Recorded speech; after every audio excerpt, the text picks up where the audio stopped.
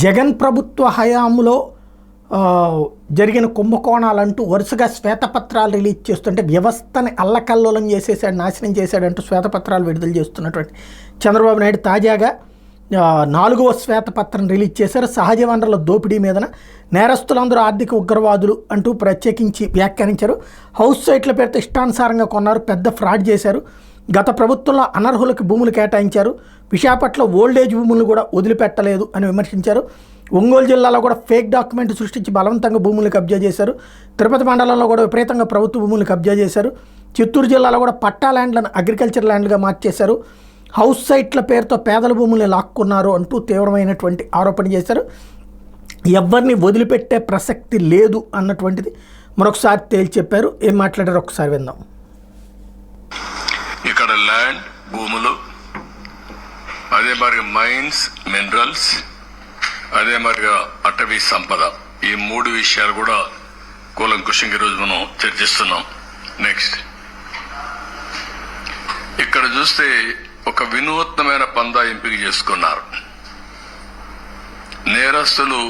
అందులో కూడా ఆర్థిక ఉగ్రవాదులు ఎలాంటి పందాన్ని ఎంపిక చేసుకుంటారు కొనికి ఇది ఒక ఉదాహరణ. ఇవన్నీ కూడా మీరు చూస్తే ఒక పక్క పట్టణ ప్రాంతాల్లో ఉండే భూములు, నేను ఎగ్జాంపుల్ మాత్రం ఇస్తున్నా, ఇంకా చాలా ఉన్నాయి. కావలి, నెల్లూరు, ఏ టౌన్ చూసినా, ఈవెన్ ధర్మవరం మీరు చూశారు, మార్నింగ్ వాక్ ఏం చేశాడు. కాబట్టి అవన్నీ ఉన్నాయి. మా వాళ్ళు అవన్నీ కంపేర్ చేయలేకపోయారు, అవన్నీ కూడా కంపేర్ చేస్తాం. విశాఖపట్నం, ఒంగోలు, తిరుపతి, చిత్తూరు ఒక కేస్ స్టడీ, అంతవరకే ఇవ్వగలిగాం. అదే మరి కొత్తగా ఒక మెథడ్ ఎస్టాబ్లిష్ చేశారు.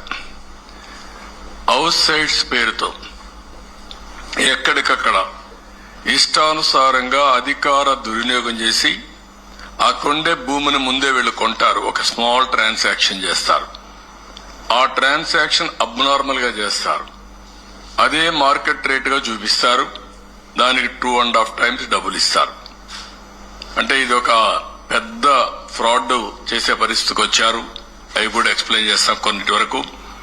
ఇంకొక పక్కన వీళ్ళ ఆఫీసులకి ఇచ్చేటప్పుడు అన్ని ఆఫీసులకి ఇవ్వాలి. ఇక్కడుండే మీడియాకు కూడా మీకు కూడా ఎస్టాబ్లిష్ చేయలేకపోయారు. 22 ఆఫీసులు, 41 ఎకరా, ఎక్కడికక్కడ ఒక అడ్వాన్స్ ప్యాలెస్లు కట్టేసే పరిస్థితికి వచ్చారు.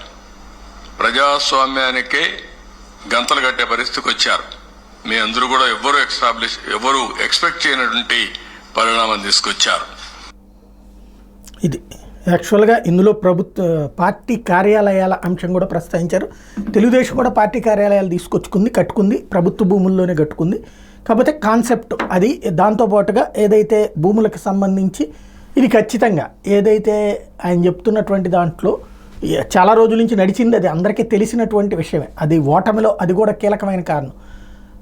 ఊళ్ళో ఫర్ ఎగ్జాంపుల్ ఒక ఎకరం 10 లక్షల రూపాయలు ఉందనుకుంటే దాన్ని వీళ్ళు కొనుక్కుని 10 లక్షలకే కొనుక్కుని వీళ్ళ తరపున ఇంకెవరితోనో కొనిపించి దాన్ని 20 లక్షలు 25 లక్షల రూపాయలకు కొన్నట్టుగా రిజిస్ట్రేషన్ చేయించి ఆ రిజిస్ట్రేషన్ ఛార్జీలు కడతారు. ఆ భూమిని ప్రభుత్వానికి ఈ ఇళ్ల కింద ఇచ్చినట్టు, పేదల ఇళ్ల కింద. అప్పుడు దానికి 3 రెట్లు, అంటే 25 లక్షలకు 3 రెట్లు అంటే 75 లక్షలు. 10 లక్షల రూపాయలు ఎకరం భూమి 75 లక్షలకు వెళ్ళింది, అంటే 65 లక్షలు మిగిలింది. ఇది అనుసరించినటువంటి ఫార్ములా. సరిగ్గా అర్థమయ్యేలా చెప్పాలంటే అదనమాట జరిగింది. దాన్ని ఇప్పుడు ఎస్టాబ్లిష్ చేశారు. అట్లాగే రాష్ట్రం అంతా కూడా దోచేశారు అన్నటువంటి విషయాన్ని ఎక్స్ప్లెయిన్ చేశారు.